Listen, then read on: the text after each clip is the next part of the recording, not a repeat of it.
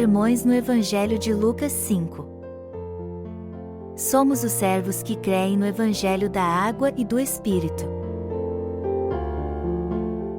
Paul Sejong.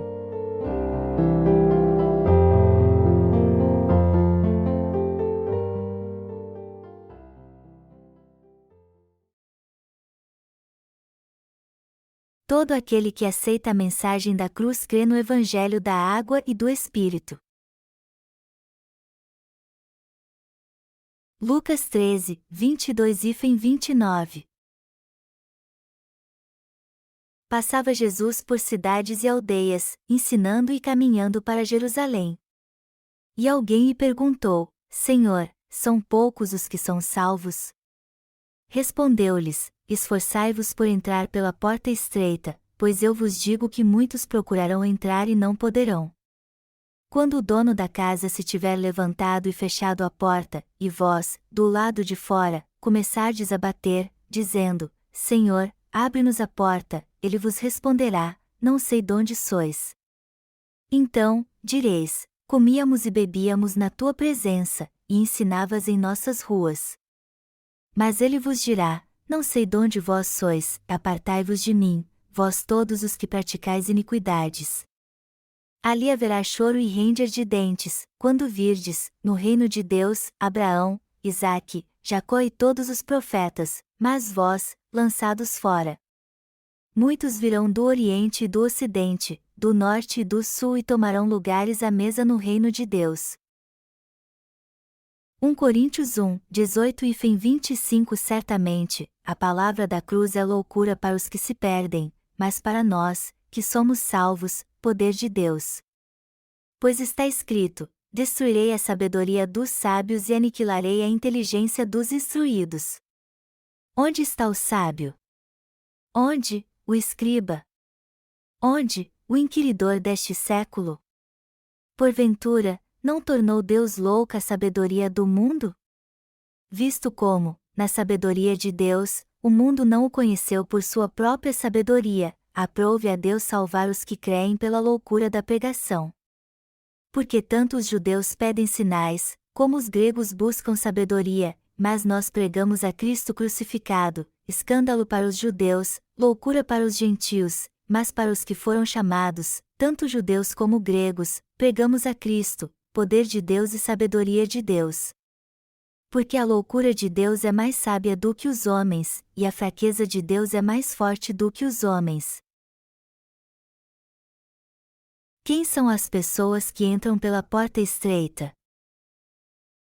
Em 1 Coríntios 1h18, o apóstolo Paulo diz aos crentes de Corinto: Certamente, a palavra da cruz é loucura para os que se perdem, mas para nós, que somos salvos, poder de Deus. Em outras palavras, a palavra da cruz é uma mensagem de destruição para os que serão destruídos, mas é a sabedoria de Deus para nós que fomos salvos. O que a mensagem da cruz significa então? A palavra da cruz aqui significa que devemos vencer a morte para entrarmos no reino de Deus depois de recebermos a remissão de pecados crendo nele. Em outras palavras, significa que todo pecador tem que reconhecer sua condição para nascer de novo crendo no Evangelho da Água e do Espírito. Como podemos reconhecer que somos pecadores? Entendendo pela palavra de Deus nossa verdadeira natureza. As Escrituras dizem que nós somos pecadores porque somos seres que não conseguem viver segundo a lei de Deus. Então, crer na mensagem da cruz significa crer em três coisas. Primeiro, temos que crer no Deus que criou todas as coisas e reconhecê-lo. Segundo, temos que crer que somos pecadores e reconhecer diante de Deus que merecemos ir para o inferno por causa disso. Por último, temos que crer que nosso Senhor levou sobre si todos os nossos pecados de uma vez ao ser batizado por João Batista, morreu na cruz por nós e nos salvou. A mensagem da cruz significa tudo isso. Significa que só podemos ser salvos dos nossos pecados e recebermos a vida eterna se crermos no Evangelho da Água e do Espírito que o Senhor nos deu, e se morrermos com Jesus Cristo, pois somos pecadores que merecem ir para o inferno por causa dos pecados que cometemos contra Deus. E é isso mesmo. Todos que creem em Deus neste mundo precisam reconhecer perante Ele que merecem morrer por causa dos seus pecados. Isso significa que só aceita a mensagem da cruz aquele que confessa: eu não posso ser salvo se não for em Jesus Cristo. Eu sou um pecador que teria morrido se Jesus Cristo não tivesse me salvado com o batismo que recebeu no Rio Jordão e seu sangue na cruz. Não podemos ser salvos por Jesus se não conhecermos o Evangelho da água e do Espírito, assim como não podemos entrar na casa de alguém fazendo um buraco na parede. Isso não faz sentido algum. Nós deveríamos morrer porque nascemos em pecado. Por isso, todos nós temos que reconhecer perante Deus que merecíamos morrer por causa dos nossos pecados.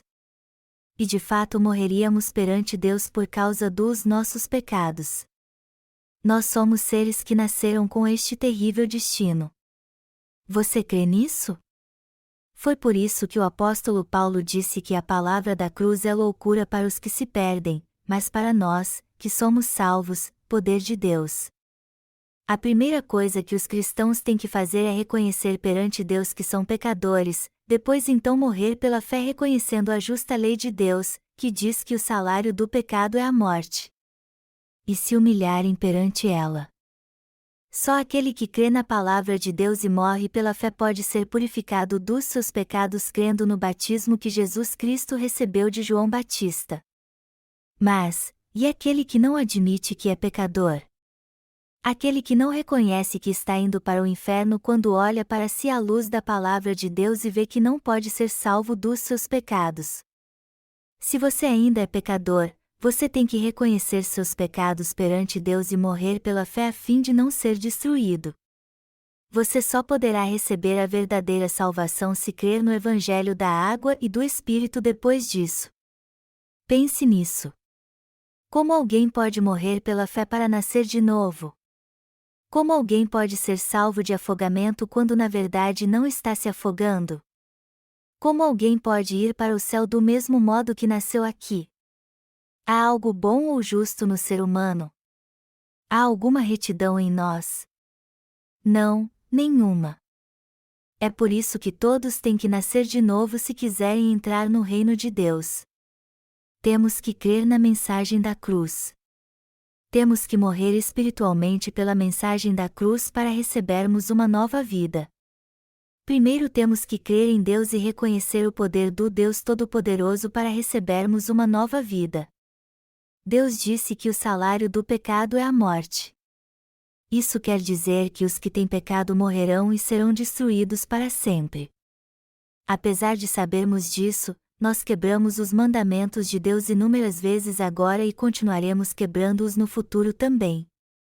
Isso quer dizer que acabaremos morrendo. E temos que reconhecer isso perante a lei de Deus. Depois disso, temos que ir ao encontro do nosso Salvador para recebermos a salvação de todos os nossos pecados crendo no batismo que Jesus Cristo recebeu e no sangue que ele derramou na cruz. O apóstolo Paulo disse: onde está o sábio? Onde, o escriba? Onde, o inquiridor deste século? Paulo falou muito sobre a sabedoria. Visto como, na sabedoria de Deus, o mundo não conheceu a Deus pela sua sabedoria. O mundo não conhece a Deus, porque a loucura de Deus é mais sábia do que os homens, e a fraqueza de Deus é mais forte do que os homens. O que isso quer dizer? Que só podemos ser salvos crendo na sabedoria de Deus. Os que são considerados sábios pelas pessoas deste mundo e os que se consideram sábios não podem conhecer a Deus. A fraqueza de Deus é realmente muito mais forte do que todo o poder do homem. E a sabedoria de Deus não pode ser comparada com a sabedoria humana. Mas as pessoas acham que são grande coisa e tentam alcançar seus objetivos com sua própria sabedoria. Melhor dizendo, as pessoas só pensam na salvação do seu próprio jeito. Elas acham que isso acontece pelas leis naturais e dizem: nós seremos salvos se viveremos pela lei e formos fiéis a ela. Mas se a quebramos e pecarmos, só temos que fazer orações de arrependimento pelos nossos pecados. Só isso. Mas a sabedoria de Deus não é assim. Então, como é a sabedoria de Deus? Embora ela seja a verdade, as pessoas deste mundo fingem ser inteligentes e vivem segundo as leis naturais. Elas acham que devem dar algo se receberem alguma coisa, até mesmo em relação à salvação. Veja todos estes que são considerados sábios. Sua forma de pensar é a mesma. Todos eles seguem a mesma linha de raciocínio: meus pecados serão todos purificados segundo as minhas boas obras. Mas a sabedoria de Deus não é assim. Deus veio a este mundo e foi batizado por João Batista, morreu na cruz e tornou a todos perfeitos ao ressuscitar dos mortos e apagar todos os pecados do mundo para sempre. Esta é a sabedoria perfeita de Deus. A mente humana é muito limitada. O homem acha que vai para um lugar maravilhoso se fizer algo bom, que será bem-sucedido se trabalhar um pouco mais, e que alcançará todos os seus objetivos se esforçar mais. Mas isso não passa de um pensamento humano limitado. A mente humana é muito limitada e cheia de falhas. Mas como é a mente de Deus? Deus tem uma vasta sabedoria, imensa, enorme. Ele enviou Jesus Cristo ao mundo para ser batizado, morrer na cruz, ressuscitar dos mortos e apagar todos os pecados eternos do universo. Esta é a grande sabedoria do Deus onisciente.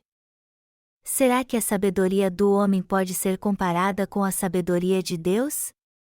O homem faz de tudo para subir na sua carreira, vai crescendo aos poucos e quando consegue algo, que para ele é muito valioso, percebe que nisso não há sabedoria alguma. Portanto, temos que buscar a imensa, enorme sabedoria de Deus porque a sabedoria do homem é sempre módica e injusta. Todavia, não podemos entender a sabedoria de Deus porque ela é imensa. Que tipo de sabedoria é a sabedoria de Deus? Em sua sabedoria, Deus não vê limites para nos conceder seu amor, mas em seu juízo não haverá perdão. Deus nos salvou, enviou Jesus Cristo a este mundo para que ele fosse batizado, morresse na cruz, e assim apagasse todos os nossos pecados para sempre e de uma forma perfeita. Esta é a sabedoria de Deus. E este Deus salvou com sua graça aqueles que o reconhecem e a sua palavra, a fim de fazer de tolos os que se opõem a ele com a sabedoria do mundo. Há muitas pessoas neste mundo. E dentre elas, há aquelas que não reconhecem a palavra de Deus. Elas se acham mais espertas que Deus e que sua sabedoria é melhor do que a dele. Muitos pensam assim: se eu fizer isso, eu vou viver muito bem, pois o resultado disso será muito bom. Há muitos que se acham grande coisa. E estes não creem na palavra de Deus.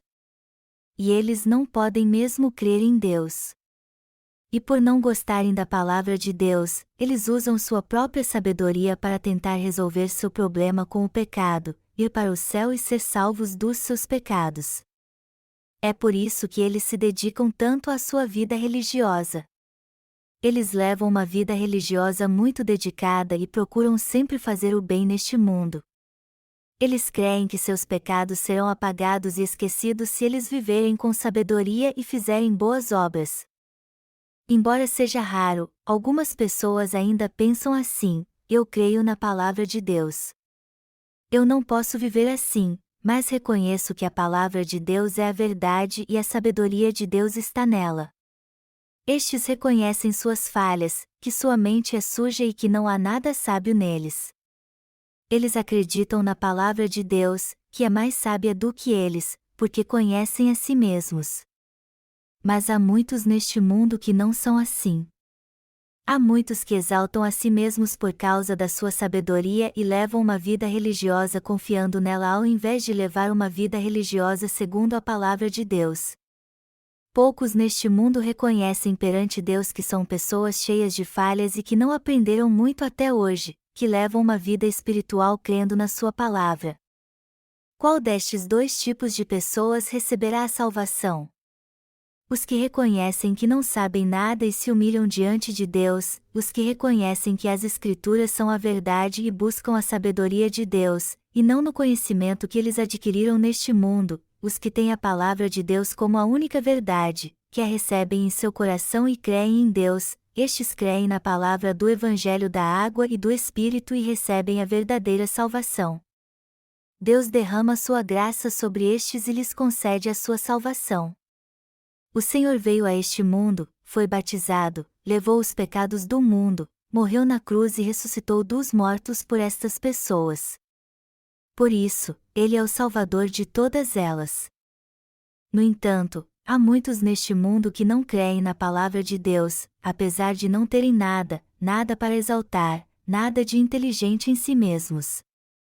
Os que não creem em Deus e na sua palavra, que não vivem segundo sua sabedoria e poder, que buscam ser salvos dos seus pecados com boas obras e pelo seu próprio esforço, que querem receber as bênçãos de Deus, embora procurem viver bem segundo a sua vontade e seu bel prazer, estes nunca conheceram a Deus, assim como Ele jamais aprova sua maneira de viver. Está escrito no texto bíblico deste capítulo: a palavra da cruz é loucura para os que se perdem, mas para nós, que somos salvos, poder de Deus. Esse texto sagrado fala da sabedoria e do poder de Deus. Muitas pessoas vivem nos Estados Unidos, na África, na Ásia, na Europa, na Oceania, em todos os lugares deste mundo. E muitos como eu e vocês moramos na Coreia. Dentre estes, há muitos que creem na palavra de Deus e no Deus que é revelado por ela. Há muitos que se acham muito espertos por causa da sua sabedoria, mas não há pessoas mais tolas neste mundo do que estas. Quem são os verdadeiros sábios então? Os que creem em Deus e na sua palavra, os que reconhecem por esta palavra que são criaturas de Deus, mas pecadores, os que sabem que, segundo esta palavra, deveriam ir para o inferno, e por isso creem em Jesus Cristo para receber a remissão de pecados, estes são os verdadeiros sábios. Os que têm fé em Deus e na sua palavra são os verdadeiros sábios. Quem é espiritual? Nós podemos ser espirituais crendo na palavra de Deus. E passamos a fazer parte do povo de Deus quando cremos na sua palavra de coração. Melhor dizendo, passamos a fazer parte do povo de Deus quando recebemos a remissão de pecados, o povo da fé, que recebe as bênçãos de Deus simplesmente por crer na sua palavra. Esta é a sabedoria de Deus. É por isso que as Escrituras dizem que a loucura de Deus é mais sábia do que a sabedoria do homem. E o apóstolo Paulo expressa isso de uma forma tão humilde que até nos constrange quando lemos. A palavra em 1 Coríntios capítulo 1 dos versículos 26 ao 30 diz assim: Irmãos, reparai, pois, na vossa vocação, visto que não foram chamados muitos sábios segundo a carne, nem muitos poderosos, nem muitos de nobre nascimento, pelo contrário, Deus escolheu as coisas loucas do mundo para envergonhar os sábios e escolheu as coisas fracas do mundo para envergonhar as fortes, e Deus escolheu as coisas humildes do mundo, e as desprezadas, e aquelas que não são, para reduzir a nada as que são, a fim de que ninguém se vanglorie na presença de Deus. Mas vós sois dele, em Cristo Jesus, o qual se nos tornou, da parte de Deus, sabedoria, e justiça, e santificação, e redenção. O que esta palavra quer dizer? Numa visão humana, há muitos que possuem sabedoria, mas poucos são os que têm muitos talentos, muito poder, muito dinheiro e classe social. Mesmo assim, as pessoas valorizam muito que têm uma ótima formação acadêmica, os que possuem muito poder, e tratam os outros como se fossem inferiores a eles, pobres e ignorantes. Mas nós sabemos muito bem que essa distinção que o homem faz é uma grande tolice aos olhos do Deus Todo-Poderoso. O apóstolo Paulo falou de 3 tipos de pessoas que se achavam sábias na sua época, dizendo: onde está o sábio? Onde, o escriba? Onde, o inquiridor deste século? Porventura, não tornou Deus louca a sabedoria do mundo? 1 Coríntios 1h20. E como estes, os governantes, doutores e eruditos deste mundo não sabem nada. Para ser sincero, muitos doutores nem conhecem bem sua área de atuação. Eles sabem muito bem como seguir seu programa de doutorado para serem graduados, mas há muitos doutores que conhecem muito pouco da sua área de atuação e, por isso, têm uma linguagem rebuscada e dizem que algo ainda está no campo da pesquisa quando lhe perguntam sobre algum assunto. Você acha que os teólogos deste mundo sabem muito sobre teologia, sobre Deus e as Escrituras? Não, não sabem. Eles não sabem nada. Você acha que estes que ocupam altas posições na sociedade como governantes, advogados, mestres e eruditos sabem muito? Apesar de ocuparem certa posição, eles não sabem nada. As pessoas os consideram autoridades e os chamam de doutores, mas eles não sabem que são ignorantes e não sabem nada. E ainda olham com desprezo para aqueles que são de um nível social menor que o deles. Todos eles são soberbos, orgulhosos e preconceituosos. Mas, na verdade, eles são de fato pessoas tolas e ignorantes. A maioria das pessoas julga os outros pelos bens materiais que eles possuem, pela sua aparência e o nível social que têm neste mundo, embora eles não creiam em Deus. Estes acham que são melhores do que os outros, se recusam a descer da sua posição de arrogância e assim se afastam da palavra de Deus. Mas é claro que dentre eles há os que creem em Jesus. Todavia, embora creiam em Jesus, seu egocentrismo e teimosia são muito grandes. É por isso que eles rejeitam o Evangelho da verdade, que pode fazer com que eles nasçam de novo da água e do Espírito, e continuam teimando que podem ser salvos se crerem somente na cruz. Eles não temem a verdade nem creem nela, por mais que preguemos para eles que a mensagem da cruz é crer no batismo e no sangue de Jesus, que esta é a palavra da verdade que traz salvação a todo ser humano. E é isso mesmo. Eles só vão à igreja para que isso os ajude a viver neste mundo, para que o peso da sua consciência seja aliviado e eles possam ter um pouco de paz nessa terra. Todos eles não têm o mínimo desejo de nascer de novo, de ser filho de Deus, de ser um justo. E apesar de pregarmos a palavra da verdade para eles, eles balançam a cabeça e a negam dizendo: por que eu devo ir para a igreja e me esforçar tanto? Eu vou apenas para ter comunhão com os irmãos, para acabar com o tédio. Por que eu tenho que crer como você?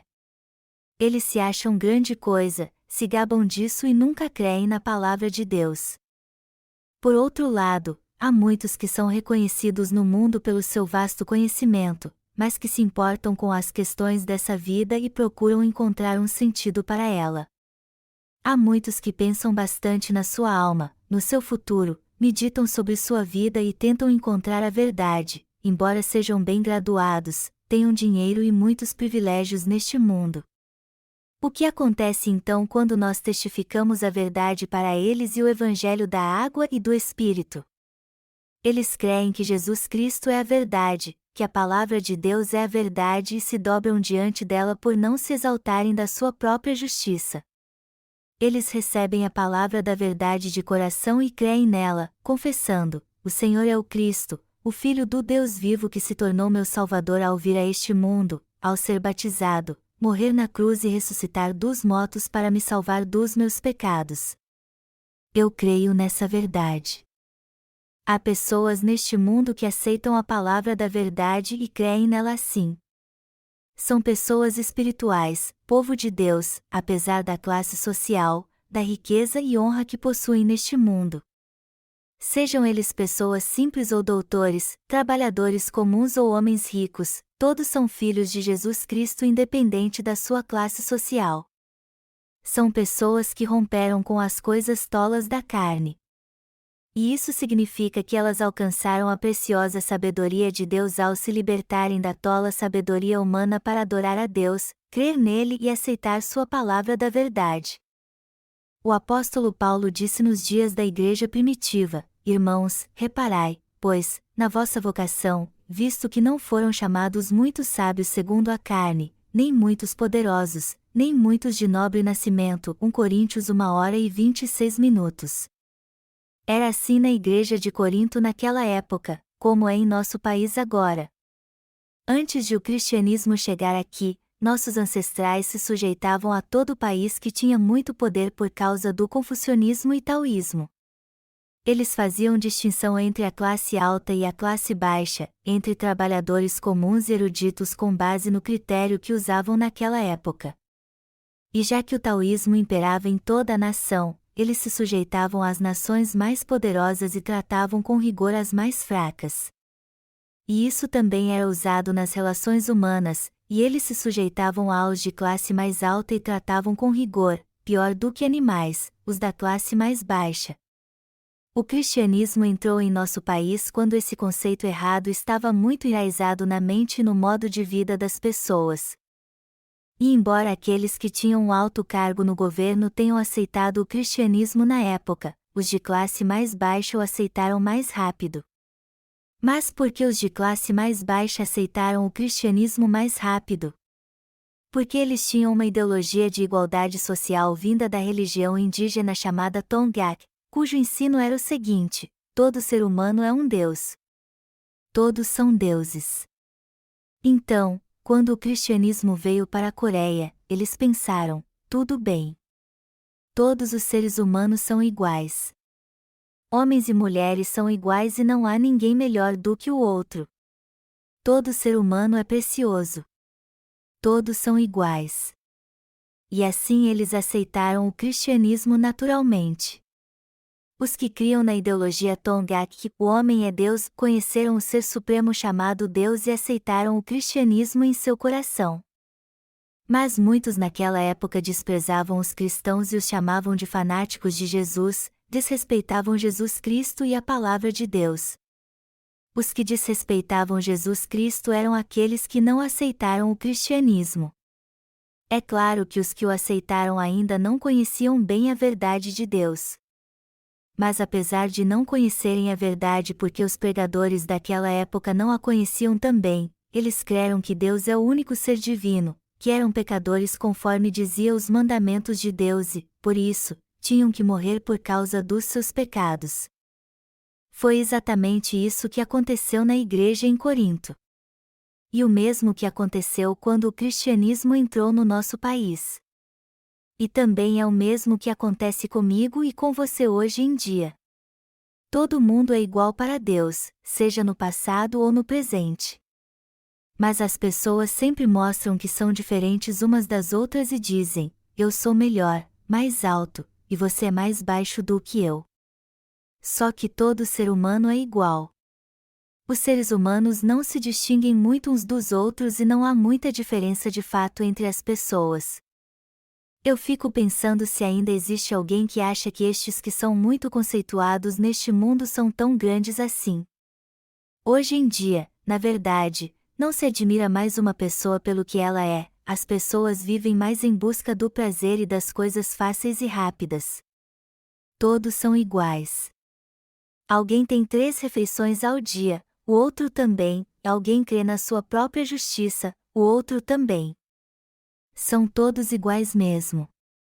A única diferença é que seu prestígio depende do dinheiro, do poder ou da fama. Mas isso não faz diferença alguma para Deus. A riqueza pode fazer diferença para as pessoas do mundo, mas aos olhos de Deus todos são iguais. A única coisa que faz diferença na vida das pessoas é se elas creem na palavra de Deus ou não. Todos que não creem na palavra de Deus e não a aceitam são tolos, por mais que sejam bem graduados. Mas os que a aceitam são espirituais, não importa o que sejam. Sempre foi assim na vida de todos ao longo da história da humanidade. Lembre disso, quem crê na palavra de Deus é espiritual e sábio, mas quem não a aceita é tolo e está condenado a ser destruído. E isso se aplica aos nascidos de novo também. Toda vez que pregamos o Evangelho para os que ainda não nasceram de novo, alguns o aceitam, mas outros não. Quando reunimos 10 pessoas e pregamos o Evangelho para elas, alguns poucos o aceitam, mas o resto não. Enfim, quem não aceita o Evangelho é realmente um tolo. Os pecados de alguém podem ser purificados por ele mesmo? Como poderíamos ser pessoas sem pecado se Jesus Cristo não tivesse nos salvado ao ser batizado e morrido na cruz? Será que poderíamos receber a salvação fazendo boas obras? Ou quem sabe não termos mais pecado fazendo de tudo para levar uma vida justa? Será que poderíamos viver sem pecado se os purificássemos todos os dias? Será que poderíamos purificar todos os nossos pecados fazendo orações de arrependimento todos os dias, fazendo o bem e tentando levar uma vida justa, ou fazendo 40 dias de orações e jejuando 10 ou 20 vezes ao longo da nossa vida? É claro que não. Os que procuram entendem que são pecadores por si mesmos e tentam purificar seus pecados com suas próprias forças são realmente tolos. E eles definitivamente não são pessoas espirituais. E, por essa razão, eles não conseguem nada com suas próprias forças. Pense nisso. Nós mesmos podemos nos fazer justos? Não, não podemos. Então precisamos entender nossas falhas e crer na palavra de Deus exatamente como ela é.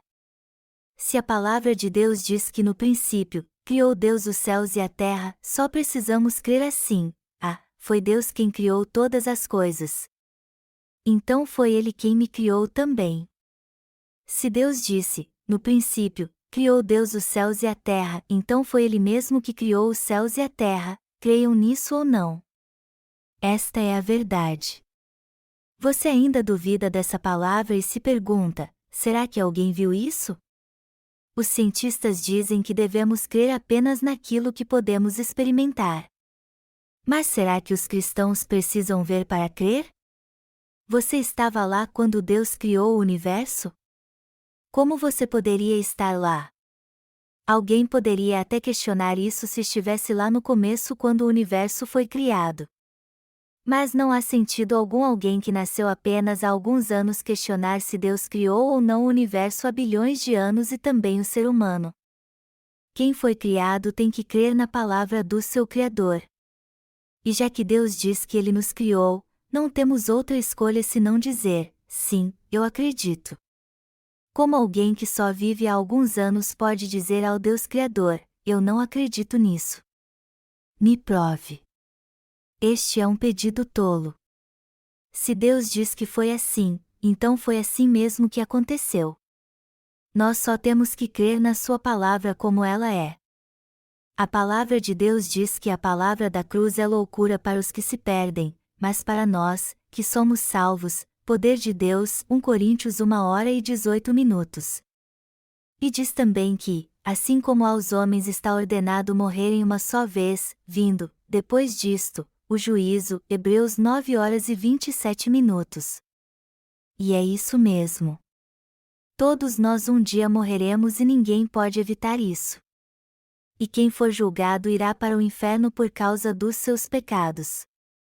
Este é o destino de cada um de nós desde que nascemos. Como então podemos ser salvos deste patético destino e nos livrar desta triste situação onde não temos escolha senão irmos para o inferno? Quem é aquele que pode nos salvar? Quem é nosso Salvador? Nenhum outro senão Jesus Cristo. Somente Ele, Jesus Cristo, pode nos salvar. Jesus Cristo nos salvou. Ele veio a este mundo e tirou os pecados de todos nós que iríamos para o inferno quando foi batizado. Jesus foi condenado e morreu na cruz por nós, que tínhamos que morrer segundo a palavra de Deus que diz que o salário do pecado é a morte.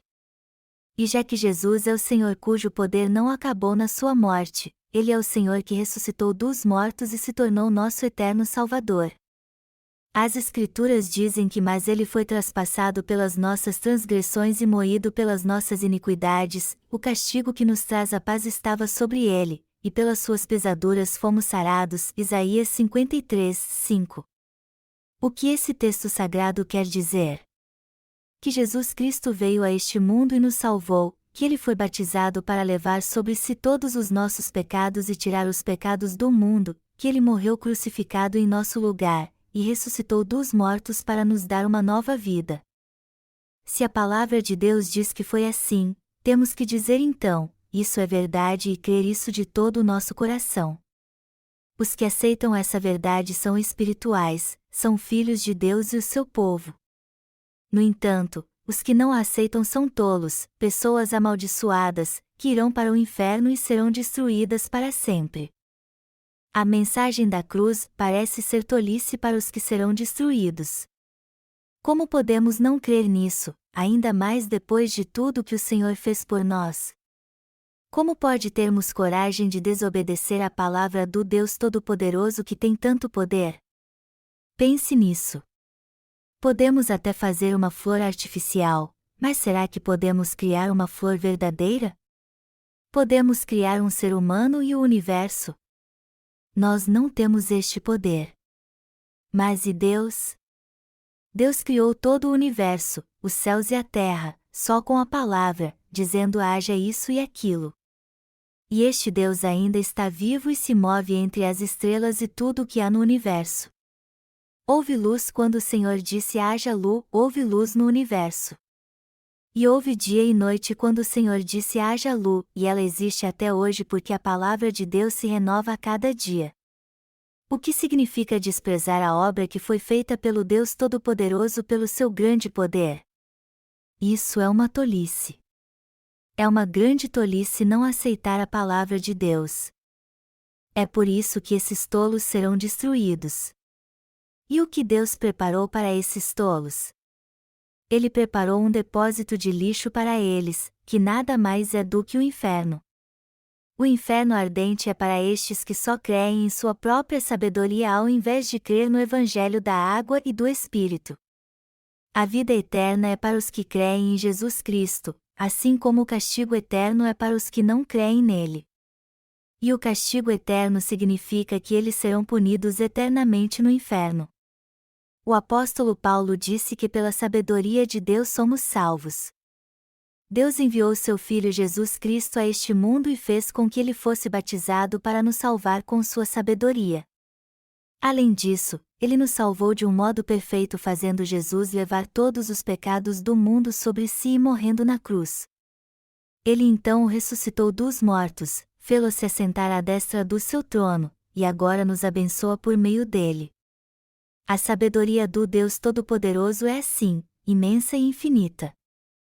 Você crê na verdade dos nascidos de novo, ou seja, no Evangelho da água e do Espírito? No lugar da nossa morte, Jesus Cristo foi batizado, levou sobre si todos os seus e os meus pecados, e morreu na cruz. Você crê que o Senhor nos salvou com o seu batismo e seu sangue? Eu creio na verdade dos nascidos de novo da água e do Espírito. Eu exalto a sabedoria de Deus.